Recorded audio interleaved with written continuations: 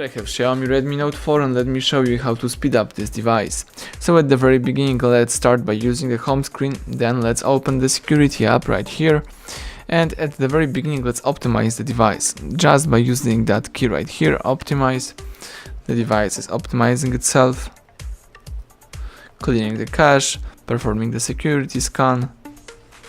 Alright, so everything was optimized. Let's go back right now. Here let's use the cleaner, let's just clean the memory, some cache files, some packages and other stuff. Let's choose cleanup. The device is removing the trash. Alright, let's go back again. Now let's choose boost speed, just to speed up the system. Tap boost speed. And that's it. You just speed up your device by using the free operation. So everything went well. Thank you for watching. Please subscribe our channel, leave thumbs up under the video.